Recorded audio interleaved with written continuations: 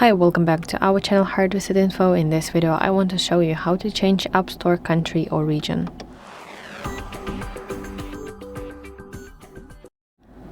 On your device, let's open Settings, and at the very top, please tap your name, which is your Apple account.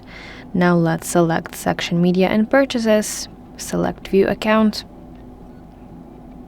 and let's go to Section Country or Region. Now from this list, you want to select your new country. Let's say it's Austria, for example. But as you can see, I cannot change my country or region because I have to spend my store credit balance. But you should review the terms and conditions and tap Agree button, which will be in the top right corner of your screen.